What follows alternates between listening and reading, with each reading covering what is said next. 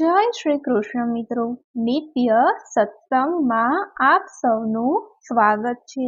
આજે આપણે સાંભળીશું કાશી વિશ્વનાથ જ્યોતિર્લિંગની કથા। જો આ માહિતી તમને પસંદ પડે તો વિડીયોને લાઈક અને શેર કરી ચેનલને સબસ્ક્રાઇબ જરૂરથી કરજો। હિન્દુ ધર્મમાં 12 જ્યોતિર્લિંગનું ઘણું મહત્વ છે અને તે બધા જ્યોતિર્લિંગો સાથે કોઈને કોઈ કથાઓ જોડાયેલી છે અને બધા જ્યોતિર્લિંગનું ખાસ મહત્વ છે। ભગવાન ભોળાનાથ તો ફક્ત એક લોટા જળથી પણ પ્રસન્ન થઈ જાય છે અને આ 12 જ્યોતિર્લિંગમાંથી કોઈ પણ એક જ્યોતિર્લિંગના દર્શન થઈ જાય તો પણ અક્ષય પુણ્યની પ્રાપ્તિ થાય છે। કાશી વિશ્વનાથ જ્યોતિર્લિંગને 9મું જ્યોતિર્લિંગ માનવામાં આવે છે, જે ઉત્તર ભારતના શહેર કાશીમાં સ્થિત છે। આ ધાર્મિક નગરીમાં હજારો વર્ષ પહેલા સ્થાપિત શ્રી કાશી વિશ્વનાથ મંદિર વિશ્વ પ્રસિદ્ધ છે।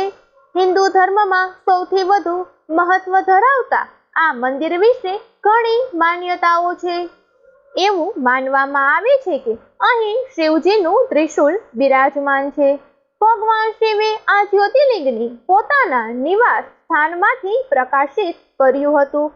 ભગવાન શિવ મંદાર પર્વતથી કાશી આવ્યા ત્યારથી ઉત્તમ દેવસ્થાન, નદીઓ, જંગલો, પર્વતો, તીર્થસ્થાનો અને ટાપુઓ વગેરે પણ સાથે કાશી પહોંચ્યા। આ સૌથી પવિત્ર શહેરની ઉત્તર દિશામાં ઓમકાર ખંડ, દક્ષિણમાં કેદાર ખંડ અને મધ્યમાં વિશ્વેશ્વર ખંડ છે।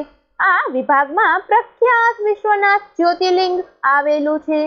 હવે આપણે વિશ્વનાથ જ્યોતિર્લિંગની કથા સાંભળીએ।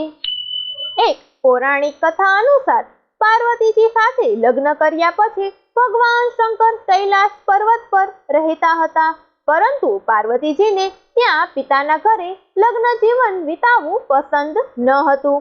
એક દિવસ તેમણે ભગવાન શિવને કહ્યું, તમે મને તમારા ઘરે લઈ જાઓ, મને અહીં રહેવું ગમતું નથી। લગ્ન પછી બધી સ્ત્રીઓ પતિના ઘરે જાય છે અને મારે પિતાના ઘરે રહેવું પડે છે।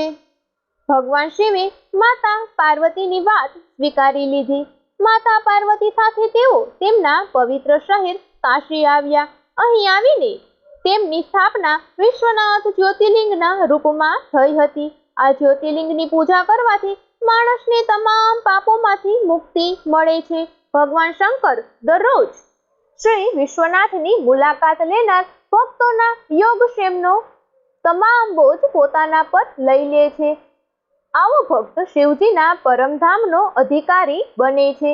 ભગવાન શિવની કૃપા હંમેશા તેમના પર બની રહે છે। મિત્રો, આ હતી કાશી વિશ્વનાથ જ્યોતિર્લિંગની કથા। જો આ માહિતી તમને પસંદ પડી હોય તો વિડીયોને લાઈક અને શેર કરી ચેનલને સબસ્ક્રાઇબ જરૂરથી કરજો। જય શ્રી કૃષ્ણ।